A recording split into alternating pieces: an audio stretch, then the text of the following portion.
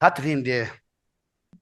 Okay, so today it's a special day in our Buddhist calendar. Buddha Shakyamuni came into this world in India about 2,500 years ago. And for the sake of sentient beings, he gave teachings that range up to 84,000 bundles. And by relying on these teachings, he guided or led hundreds of thousands of living beings to the state of enlightenment. We did not have the fortune to directly meet the Buddha at that time. Who knows what sort of rebirth we had at that particular time. However, we have become followers of Buddha Shakyamuni. We have become followers of the teachings of Buddha Shakyamuni. We know that right now we rely on the great lineage of descendants of great practitioners, great bodhisattvas, great scholars and masters who came in India, in China, in Tibet, and so forth. So according to the life story of the Buddha, at the age of 44, the Buddha ascended to the God realm and then came back again into this world. So this is what we commemorate as the Lhabab Duchen, so the special time commemorating the time where the Buddha came back from the divine world. And for the Tibetan within the Tibetan society or in the Tibetan culture, this is considered to be one of the most important days in the Buddhist calendar. It might be slightly different in our tradition. However, according to the Tibetan tradition, this is a very important day. And it is fitting that on a day like this, we commemorate and we remember the kindness of Buddha Shakyamuni. So Geshe would like to speak about that today. Okay, so according to the Mahayana tradition, Buddha Shakyamuni had already obtained enlightenment many countless eons before he came into this world.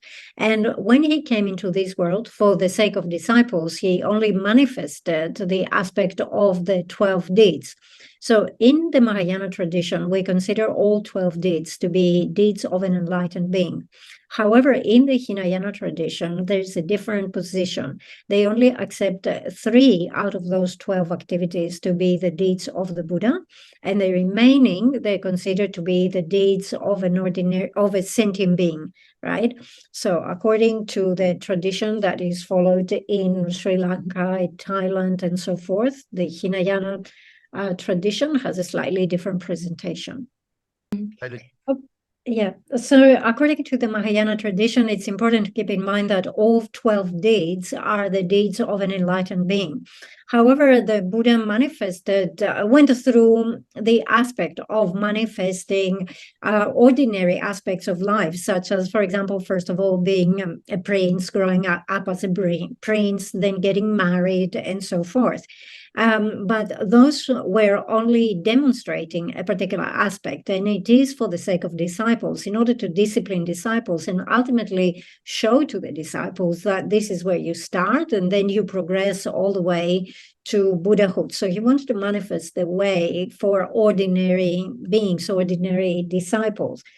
So the Buddha actually, the life story of a Buddha is very long. And if we were to go into all the details and all the phases of this, we would be talking nonstop for 3 days and still not finished. So we're going to give a very brief presentation. At the age of 29, he left the palace and started seeking teachers and engaging in religious practices.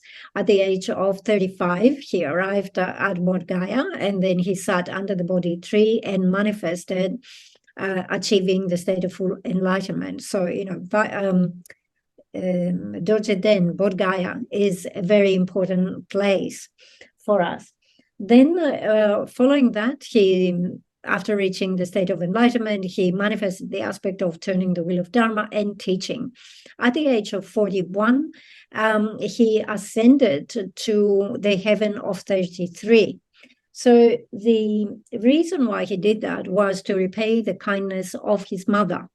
Now, we stress here that in Buddhism that the parents and the teachers, the spiritual guides, are extremely kind to us, and we need to repay their kindness.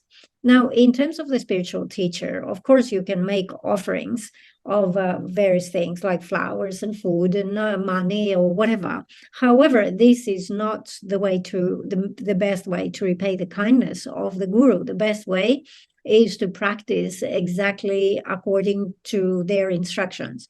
Similarly, with the parents who are extremely kind to us, we need to repay their kindness. And there are ways of repaying the kindness that can be seen as temporary repayment. Like, for example, you can pamper your parents, right? You can make sure they are financially secure and so on and so forth. Materially, you can take care of your parents, but this is only temporary. Ultimately, if you want to repay the kindness of your parents, you should teach Dharma to them. You should teach the Mahayana Dharma to them so that they can enter the path that will lead them into enlightenment. That's the best way to repay the kindness. So in this aspect, for this reason, Buddha Shakyamuni ascended to the heaven of 33. So the heaven of 33 is a particular abode of gods. In the desire realm, we have 6 types of gods, right? So you have the gods of 33, you have the gods of Tushita, they have those who are free of conflict, you have those who have control over other emanations, those who have control over their own emanations, and so forth. So there are 6 categories. Okay, so his mother was reborn in the heaven of 33. So being reborn in the heaven of 33 means she was reborn as a god, because that's a god realm. So Buddha Shakyamuni went to the heaven of 33 to give teachings to his mother. But of course, this place is populated by deities. So there were thousands upon thousands of deities. So the Buddha gave teachings to all of them. So due to their karmic connections, they all received teachings. And the Buddha gave a lot of tantric teachings. So, for example, the white umbrella, which we often practice, is one of the pujas that we rely upon, and other tantric deities. So the Buddha gave these type of teachings there. Mm-hmm. We don't know exactly how many days he stayed there. This is not recorded. So he went to give these teachings and then he returned. So, as we say, at that time, the Buddha taught there to hundreds of thousands of deities. In terms of sentient beings, the various types of suffering that are experienced are specific sufferings. I mean, there are general sufferings, but there are also specific sufferings. So, for example, if you are born in the hot hells, you experience the suffering of hot and cold. If you're born as a hungry ghost, you have the specific suffering of hunger and thirst. If you're born as an animal, you have the specific suffering of lacking intelligence and so forth. So there is a specific suffering for those gods of the desire, and their suffering is the suffering of death and transference. And the thing is, with those gods, they have a certain level of clairvoyance. So as the time of their death approaches, they can see that they are about to die, and they also can see where will they be reborn. So there was this particular god, and he could see that he was about to die within a week, and he was going to take rebirth in hell. So he was devastated, and he went crying to the king of gods, like Indra, and asked him to intervene. And Indra passed on the request to Buddha Shakyamuni, and Buddha Shakyamuni gave him the Namgyalma mantra, the long dharani, and asked him to recite this. And this actually prolonged his life, and he averted death. Then there was another god who could see that he was going to die and then take rebirth as a pig, as an animal. And again, he was distraught, and he went to Brahma and Indra crying and said, please do something, please intervene. So again, they asked the Buddha to do something about it. And the Buddha said, well, what you should do really is you should go for refuge, strongly go for refuge. So he taught about refuge, he taught about those things. And then in general, also, in order to help those gods to accumulate merit, he taught them the essence of dependent origination. So the essence of dependent origination is a mantra, but also it's a 4-line verse that talks about whatever phenomena is there has come from causes and explains the causes. It's a short presentation of the 4 noble truths. So he gave this for the god as a teaching for the gods, teaching and practice for the gods to accumulate merit. Okay, so the Buddha went up to the heaven of 33 and was giving teachings there. But in the meanwhile, down on earth, on this continent, his disciples, and especially those who had the great merit to meet the Buddha, to receive teachings of the Buddha, started saying, where is the Buddha? We haven't seen the Buddha. Has anyone seen the Buddha? Especially there were 8 great kings who were patrons of the Buddha and the followers of the Buddha, and they also started asking questions. Where is the Buddha? Where has the Buddha gone? And at that time in Nalanda, where, the great masters such as Nagarjuna and so forth would appear, there was Mongaliana. And a lot of people were asking questions of Mongaliana, where is the Buddha? And Mongaliana could actually see that the Buddha was up in the heaven of 33. And he decided to take on the request of the humans of this continent for the Buddha to return. So through employing miraculous powers, he flew up into the heaven of 33 and met the Buddha and said, the people are really worried, and please return down to earth. And the Buddha said, yes, I will come back in 1 week. So Mongoliana returned down, came down to this earth, and he told everyone that the Buddha would return within a week. So everybody started preparing. In particular, their return was going to be in the area called Serkya. That was in the kingdom of King Manga. So there were many kings at that time in India. Anyway, so the people there started preparing according to those 6 preparatory practices that we do, such as cleaning and sweeping the place and arranging representations of the Buddha's body, speech, and mind, and so forth. So they did that extensively. Okay, so everybody came to know that the Buddha would return. Mongoliana brought the message, and all the humans engaged in the preparations and arrangements. So the actual day of the return is what we celebrate today. It is called the descent from the heaven of 33, because the Buddha descended from the heaven of 33. Okay, so as we say, there were many preparations and many offerings. So the humans had prepared very extensive offerings of flowers and so forth. And then the Buddha and his retinue came. Okay, so at that time, obviously, there were no airplanes or no such means of transport, but beings who had high realizations were able to move without resistance and very easily and cover very big distances in a very short time. This is not something that scientists can verify or measure today. However, those who have worked on increasing their realizations and have removed their afflictions, they obtain the ability to move with high speed and cover great distance. Okay, so there is the way that this is recorded in authentic writings is that there were 3 staircases. They were all made of precious substances. So the staircase to the right was made of gold, and there was Indra.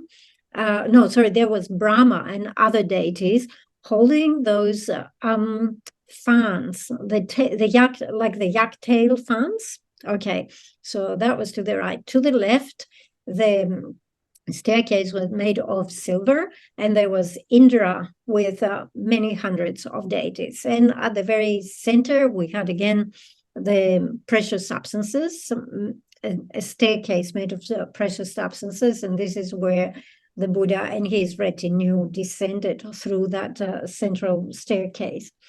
And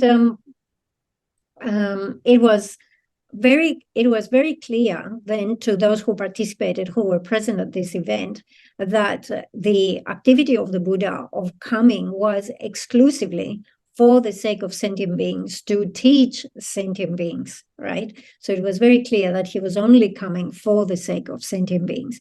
And to commemorate that, specific stupa was erected. Now, talking about stupas here, we need to know that when we talk about stupas, there are many different types. We have 8 types of stupas that were erected in relation to activities that happened at the time of the Buddha, and they all have slightly different shape. So, for example, in Bodh Gaya, the shape of that stupa, or the type of that stupa, it is called the stupa of enlightenment, because in Bodh Gaya, the Buddha manifested the aspect of attaining enlightenment. In Varanasi, we have a different type of stupa, which is the stupa of turning the wheel of Dharma, because this is where the Buddha taught. Then in Lumbini, the Buddha blessed that place, and this is where the relics of the Buddha would be kept. This is called the stupa of the 7 lotuses. Then in Vaishali, we have the stupa of victory. Again, it was blessed by the Buddha and so forth. So it is important to keep in mind that we have different types and different shapes of stupas. Also, we have the Kadam stupa, we have these other types of stupas and so forth. All right, so all of this is very important and it becomes a training of Lojong and Lam Rim for us. So we are at the bottom of page 7 of the Essence of Refined Gold. We are discussing this important point of needing to rely on the teacher. And the reason why we do this is not that we want to follow the advice, or the teacher would say, you need to practice Dharma, and we need to do that. The reason is that in order to reach the state of Buddhahood, we need to accumulate a great amount of merit. And those who lack this merit will not reach the state of Buddhahood. And by relying on the teacher, having a proper relationship with the teacher, this is the way to accumulate all the necessary merit. So the last paragraph on page 7, it says, without following a qualified teacher, there is no method to actualize enlightenment. This point is stressed in sutras and commentaries. Please practice as pleases the spiritual guide is said repeatedly. Do not cut this as an undesirable task, like a prison sentence. For who doesn't want good fortune?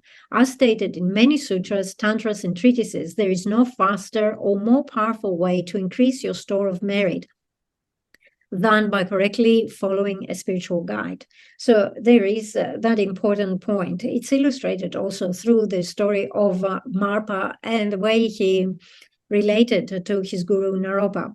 So Marpa came from Tibet. He came all the way to India, and he met his master Naropa. Now, Marpa's special yidam was He Vajra.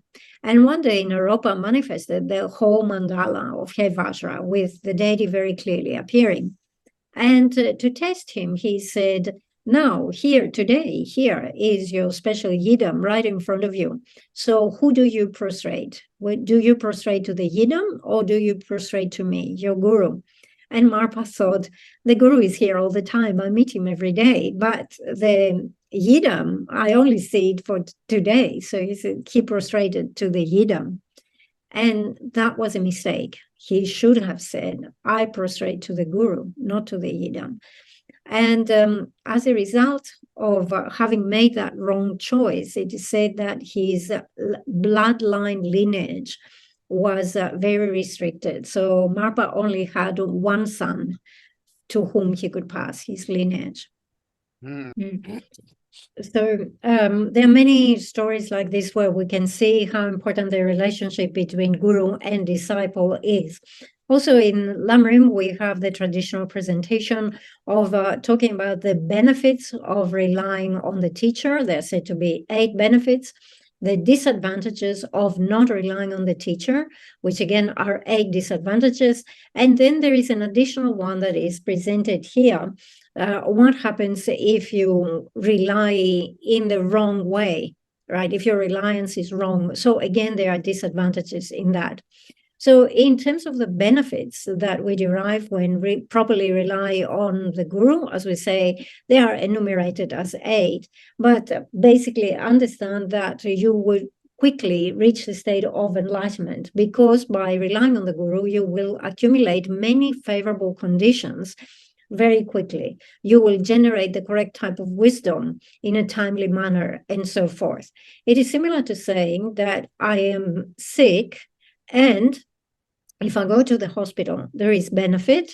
But if I don't go to the hospital, obviously I will not benefit from the care that is available there.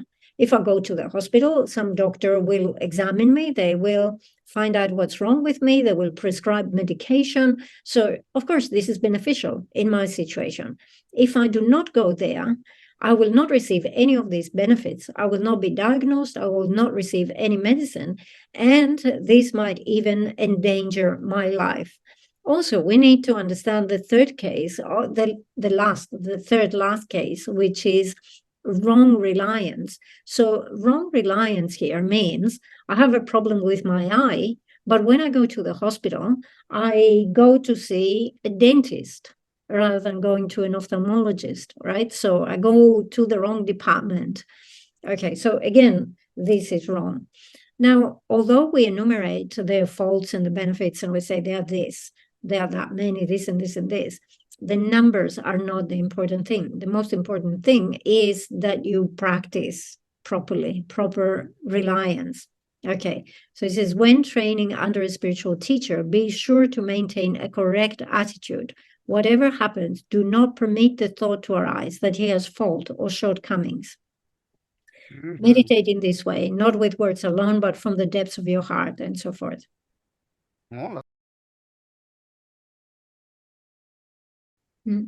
So it is.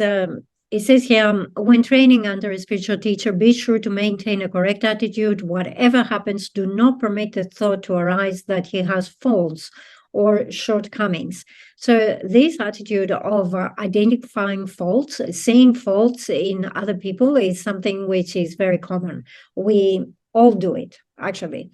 But the thing is that we all have faults. There's no one who is faultless. You cannot find a person who is faultless until we reach a state of perfect and complete enlightenment, which is a state of perfection. Until we reach that point, we will all have faults, all right?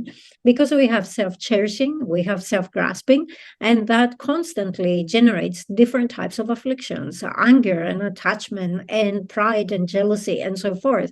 And then those things motivate us to behave physically in a particular way, to speak in a particular way, to think in a particular way, right? So the thing is that we all have this. However, here we must train ourselves to meditate in a way that we even see those things as qualities.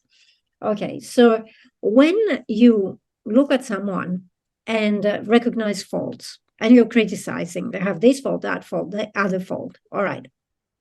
So this might, in general, in society, right, when we see someone as having many faults, that brings about an attitude of not relating properly to that person, which is a fault. You want to put the other person down, or you want to ignore the other person, and so forth.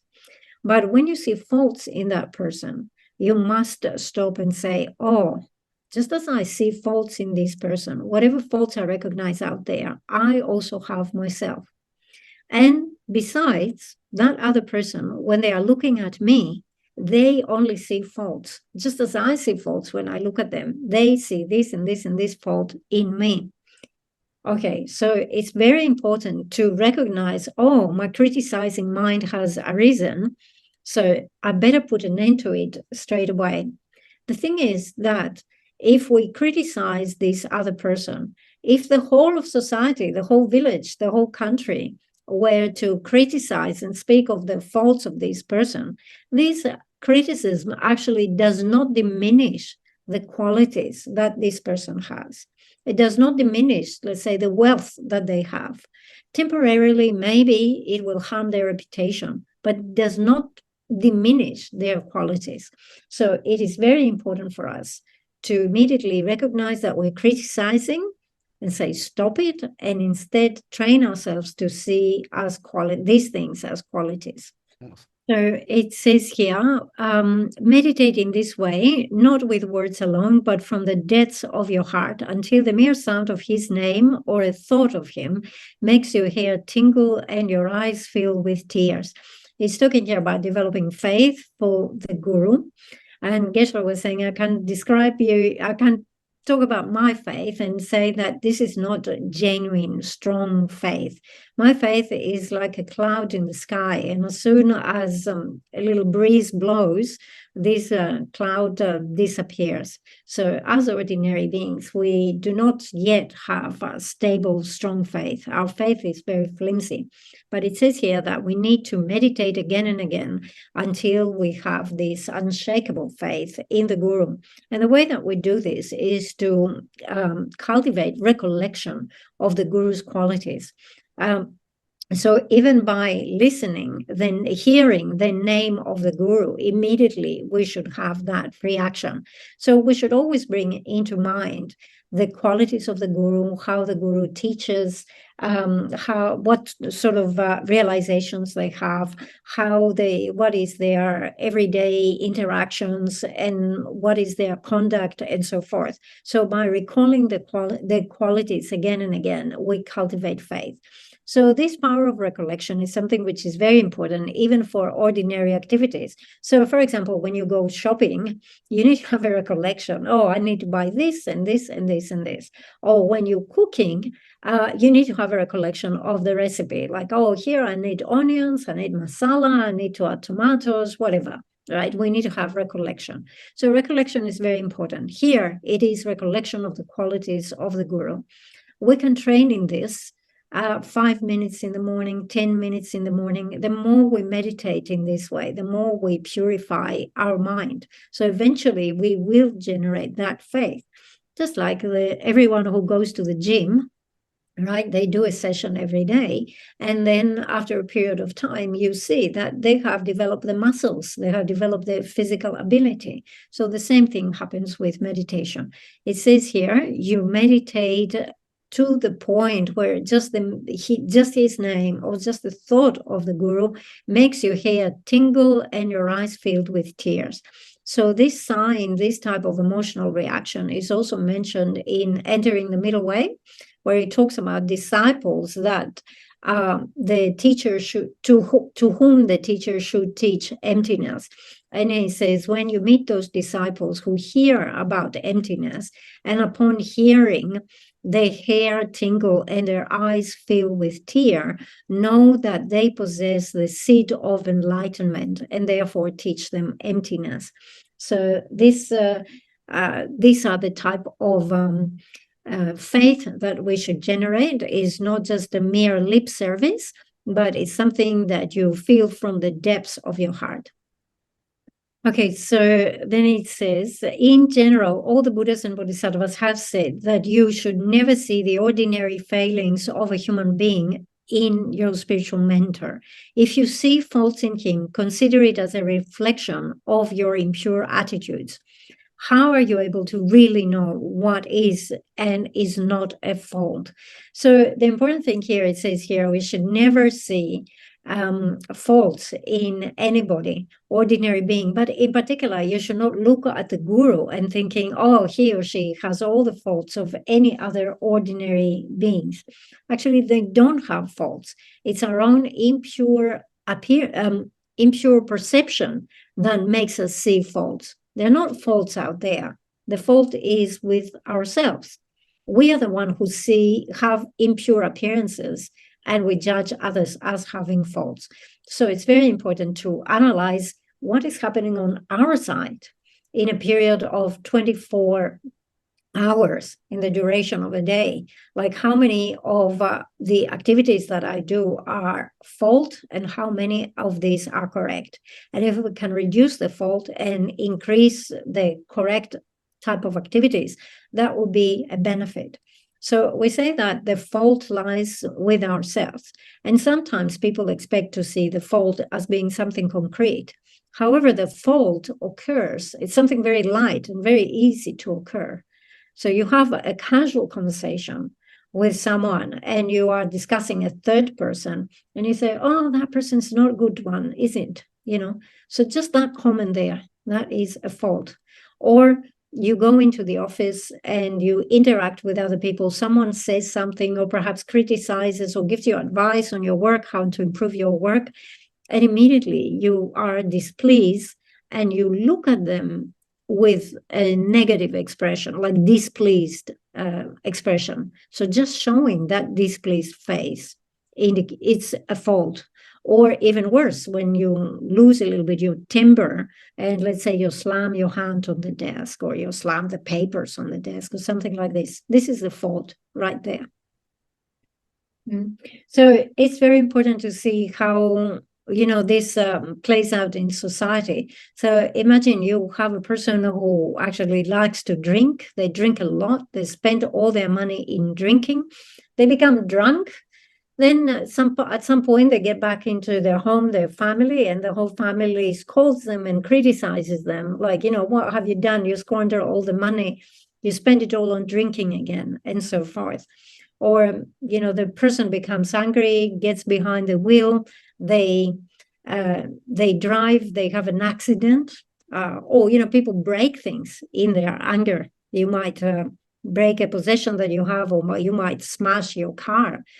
But what is the point in criticizing? Actually, they destroy their own possessions, right? They spend their own money, they break up whatever material, whatever possession they have, they ruin the car, and so forth. So very important when we generate anger to try to recognize this and try to pacify. And the way we do this is we have to look at the other person with loving and compassionate eyes. Okay, so it says, if you see faults in him, consider it as a reflection of your impure attitudes. How are you able to really know what is and is not a fault? Once when Arya Asanga did a retreat on Maitreya Buddha, he perceived Maitreya as a worm-ridden dog. Naropa first saw his teacher Tilopa as a lunatic catching fish and eating them alive. In the meeting between father and son sutra, the Buddha manifested as a devil in order to work for the good of the world. In view of these incidents, how can you believe that the faults you see in your guru are real? Okay, so what we are discussing here is our own impure view that comes from our impure karma. And we have the example of different cases. So the first one that is discussed here is the retreat that Master Asanga did in order to directly meet Protector Maitreya. We know that he stayed in this retreat for 12 years. And the retreat needed to be that long because he needed to purify all his obscurations. Before purifying the obscurations, he could not see Protector Maitreya, although he was right there. 3 years into the retreat, with no results, having no vision, he decided to come out of the retreat and come down, leave the retreat. But on his way down the hill, he met a person who was making needles. And so he saw a person who was making something, and he says, what are you doing? He says, I'm making needles. But the way he was working was that he had a big piece of metal and he was using a feather and he was stroking the metal with the feather to wear out the metal in order to fashion a needle. So obviously that was going to take a very long time. And when Master Asanga saw that, he thought, oh, this person has the patience and the perseverance to make needles in this way. I should go back and continue with my retreat, and so on and so forth. This happened similar incidents happened 3 times during his retreat. And these incidents are there to indicate how important it is to exert effort. We need to have this perseverance that is continuous and ongoing. There is no such a thing as achieving result in a very short time. And it's actually, it's a misconception that what we want to achieve, a worthwhile goal, is something that we will achieve just with a little bit of effort. Let's say just a few hours or just like 3 or 4 days, and we'll achieve this. Like, look around you in society. Those who have achieved something, let's say great scientists, they didn't achieve this overnight. They had to work very hard to build up their qualifications and become experts in their fields. And especially if we are talking about Buddhist Dharma, it's going to take many lifetimes. And it is crucial that we rely on the spiritual guru. You do not reach a state of enlightenment just in a few hours, just in a week. You know, this it's a myth that it is like this. Okay. So going back into the retreat of Master Asanga, as we say, he had to stay in retreat for 12 years to purify negativities. And then finally, when he came out of retreat, he saw that dog that was infested by maggots. And at this point, he generated compassion for the dog, the state the dog was in, and the maggots. And this is when it said he generated compassion for the first time. And this is when finally he saw Protector Maitreya. In the same paragraph, it talks about Naropa, who first saw his teacher Tilopa as a lunatic catching fish and eating them alive. So when Naropa first met his teacher Tilopa, he perceived him as a very ordinary being who was displaying a very strange behavior. And again, that was because Naropa had obscurations that he hadn't purified at that time. Then we have another possibility here, mentioned in the meeting between Father and Son Sutra, where it says the Buddha manifested as a devil in order to work for the good of the world. So the Buddha always have affection and compassion for sentient beings. And in order to subdue sentient beings, he will manifest in different aspects. Sometimes he manifests in the aspects of a deity, sometimes he manifests in the aspect, let's say, of a bird, of an animal. And even if the situation demands it, he might appear in the aspect of a Mara, of a demon. So there is the question here, how do you recognize a demon? Who is a demon? Now, we say that we have 4 types of demons, or 4 types of Maras. The first one is the Mara, or the demon of afflictions. The second one is the demon of death. The third one is the demon of the aggregates. And the fifth one is the demon personified as a being, as a person. So here we're talking about the case of some human who is totally has the power to actually harm a huge number of sentient beings on a daily basis, and they do this on a large scale. So in this case, if the Buddha needs to subdue and train that person, they might need to appear in the aspect of a demon to destroy, subdue, overcome that person. Okay, so in view of these incidents, how can you believe that the faults you see in your guru are real? They're not real. It is just your own impure vision that sees faults. Generate conviction that he is a manifestation of the Buddha. So this is actually the training, to recognize the teacher as the Buddha, have that attitude. Okay, so it says, it is taught in the root text of the Guhya Samaja Tantra and in Osvagosha's 50 verses on Guru devotion that there is no graver negativity than saying or believing that your spiritual teacher has faults. So we talk about here this fault behavior, which is to criticize the body of the Guru, to go against the speech of the Guru, to disturb the mind of the Guru, and to criticize the Guru as a whole. So let's explain this. The first one is seeing faults in the body of the Guru. That comes when you have the attitude where appreciating as a great Lama someone on the basis of their physical appearances. So you say, oh, this one is so tall and has such a good body. And besides that, they also have money. It is such an impressive Guru. You know, this is the Guru I want to have. And then cast your eyes, to someone who is a really humble practitioner, but has real qualities, real realizations of bodhicitta. And yet they're not that tall, they're not that handsome, they're not wealthy. So you take one look at them and you say, oh no, that's not a guru I'm after. Okay, so this is criticizing on the basis of the physical appearance. The second one is breaking the word of the guru. Breaking the word here means going against his advice. The guru gives you advice, tells you to do certain things, and you don't do them. The third one is to disturb the mind of the guru. That comes from your behavior, again, which is going against. The guru says, do not harm others, for example. And what you do is you act in a way that harms. So, of course, this is going to disturb the mind of the guru. And then finally, we have criticizing the guru, just saying that the guru has this fault and that fault and the other. So in the root text of Guhya Samaja and Ashwagosha's 50 verses, it says there's no graver negativity than doing that. So in terms of negativity, the heaviest negativity is the one that will result in being reborn in the hells. Middling level of negativity results in being reborn as a hungry ghost, and the lighter of negativity results in being reborn as an animal. So here, saying or talking or believing that the guru has faults is the heaviest negativity. We see here that we have mention of the root text of Guhya Samaja Tantra and the 50 verses on Guru devotion.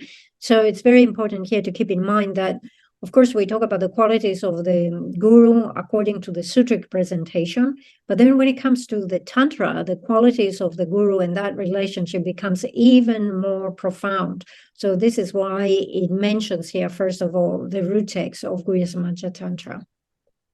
Then it says, therefore practice Guru Yoga as related in the biography of Lama Dromtonpa, without doubts or wavering. Once you have accepted a spiritual mentor, meditate so as not to give rise to any disrespectful or unworthy thoughts, even if your life is at stake.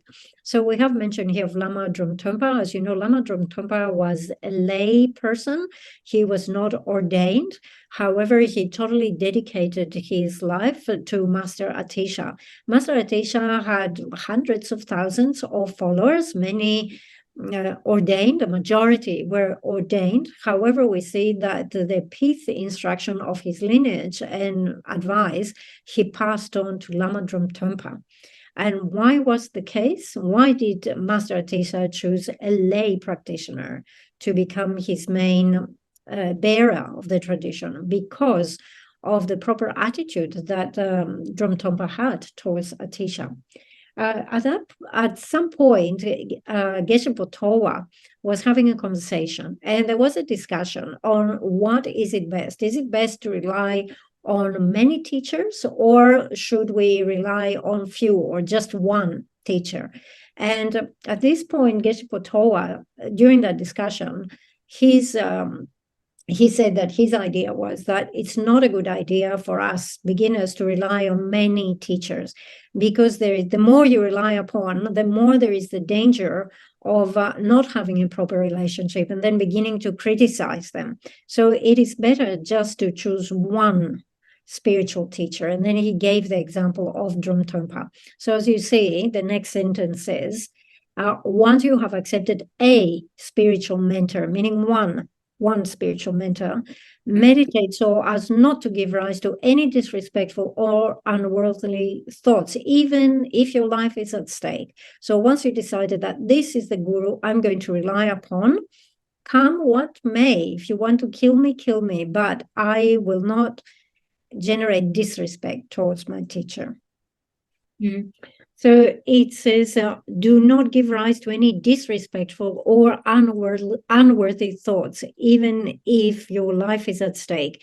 And then it continues by giving a quotation of Je Rinpoche. These are actually verses 11 and 12 of the Lines of Experience. I will read them from our root text. So the root of creating wealth, the auspicious conditions for all the good things of this and future lives, is to rely properly with effort in both thoughts and action on the sublime spiritual teacher who reveals the path. Seeing this, never forsake him, even at the cost of your life, and please him with the offering of following his advice. I, a yogi, practice in this manner. You who aspire to liberation should do likewise. So we have mentioned here of how to rely properly in terms of thought and action. In the Lam Rim Chenmo, the more extensive Lam Rim text, you can find a very detailed presentation here. But just briefly, to rely in terms of thought, first of all, is to cultivate faith. That is the root. And secondly, to develop respect by remembering the kindness of the guru. When we discuss developing faith, that is the root. This refers to generating the attitude that the guru is actually the Buddha, as we have been discussing here. Then we need to rely in terms of our attitude. And again, there's an extensive presentation on that. But basically, we have to remember how the guru is kind to us in three ways. First of all, the guru is very kind because they teach us Dharma. Okay, so by teaching us Dharma, they give us great instruction that can be of great benefit in this life, instruction that can bring peace to our mind in this life. So they give us advice how to avoid anger or how to pacify anger and so forth. But also the Dharma that they teach gives us the best opportunity to obtain a higher rebirth as a god or a human in the future life, because they teach us how to practice the ethics of abandoning non-virtuous actions. And eventually they give us the instruction that will lead us to the state of liberation and Buddhahood. It will allow us to develop bodhicitta and all the realizations of the 10 grounds and the 5 paths that lead to Buddhahood. So this comes through the kindness of the guru who teaches Dharma. The second kindness of the guru is that they improve the condition of our mind. So currently we do not have much intelligence. We cannot differentiate between good and bad. We are always governed by many afflictions. However, through the blessings of the guru, we reduce the amount of ignorance and afflictions that we have, and we develop our intelligence. So there is, and anyway, we talk here about developing good qualities and remembering the kindness and the affection of the guru. So in this subject of affection, often we give this analogy and we say similar to the affection that the parents have for the children. But you have to understand that this analogy also has its limitation, because this type of relationship between the parents and the children, although it has a certain amount of affection and love and kindness and so forth, it basically is a relationship of attachment, right? Whilst here in the Dharma context, we talk about generating affection and compassion for others that needs to be free of any attachment. Okay, so we have talked about the 2 ways already in which the guru is kind to us by teaching Dharma and improving our mind stream. And the third one is they sustain us by give us provisions for this life, such as food, and sometimes they provide accommodation and so forth. There was this story of like a student in Tibet. The teacher had gone into retreat up in the mountain in a very isolated location. But one day he sent a message down to the student and said, "Come up, we have talk." And the student started going up towards the retreat hut, and they had to walk a long way up the mountain. And on the way, they were just resenting the guru. He said, "Why did he have to go up to retreat into such an isolated place? Why couldn't he just stay in the valley with us so we could all have talk together? It would be so much easier." So he was like resenting the guru and the guru's retreat all the way up. But when he arrived there, the guru had prepared such nice tea and all the different offerings for Tsog, and then they ate this, and then the student was thinking, "Oh, this is really tasty, this is really nice." So he was recognizing the kindness of the guru for providing this sort of nourishment, but this is just temporary nourishment, right? Okay. So verse 12 says, "Seeing this, never forsake him, even at the cost of your life, and please him with the offering of following his advice." So seeing the great kindness of the guru, always please him in terms of thought and action. I, a yogi, practice in this manner. You who aspire to liberation should do likewise. So this is advice from Je Rinpoche saying, I practice in this way.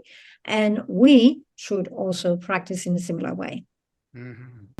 Okay, so we have completed this section, which is how to meditate on the Guru, how to rely on the Guru. So we say we have to establish the visualization of the merit field. The central figure in this merit field is the Guru. Whether you visualize a very extensive merit field or just one Guru, you choose one that you recognize as being the most kind, and you see this Guru as representing or encompassing all objects of refuge. And then we meditate on the Guru through the 7 limb offerings, 7 limb prayer. Sorry. So as it says here, you might meditate on 4 or 6 sessions a day, however many sessions you do. So that means that at the beginning of the day, you have to establish that visualization. So we say you might have a merit field with the 5 different groups of the lineages of gurus, or you might just have one guru like Lama Tsongkhapa, or your own guru, just one, and so forth.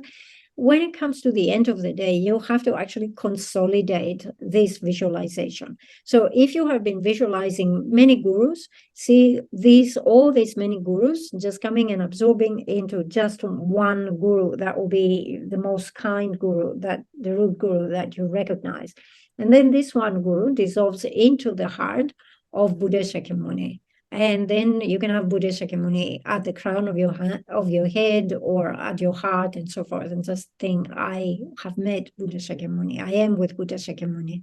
So actually, as we say, we have the 2 lineages of profound view with Manjushri and the lineage of extensive deeds with Maitreya. So when you visualize those lineages, they all have all these gurus have to dissolve into Buddha Shakyamuni.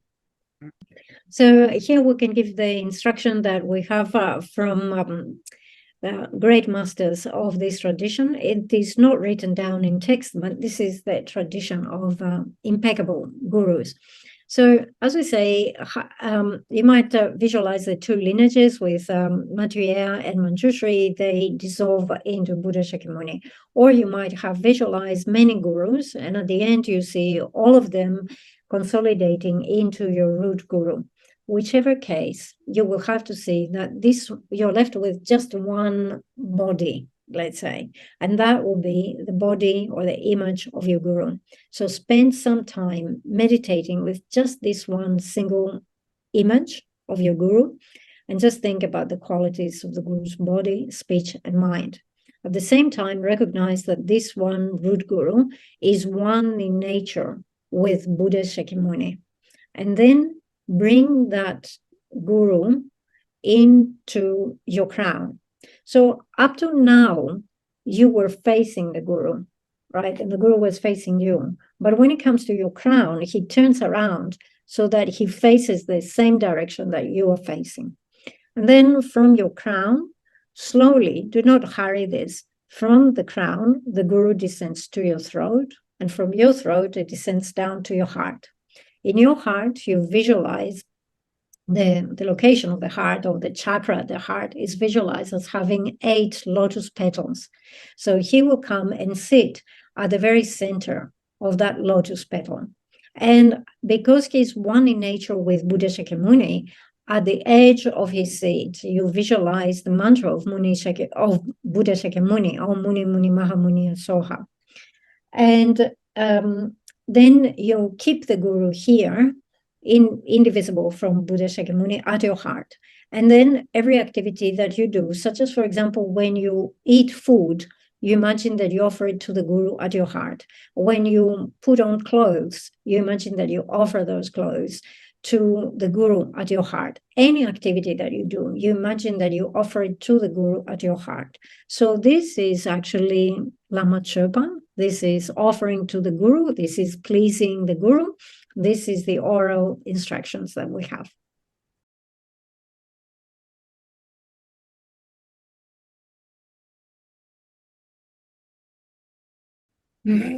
Okay, so with this, we have concluded the first part, which is how to properly rely on the teacher. And then in Lam Rim Chenmo, we see that the next outline is how you practice once you rely. And in that, Again, we have various outlines, but the first major outline is encouraging us to extract the essence of this life.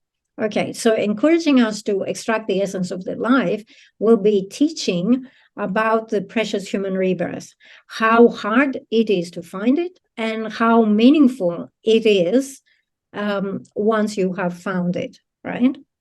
So this is the training that continues. Okay, so some questions? Thank you, Geshe, for teaching.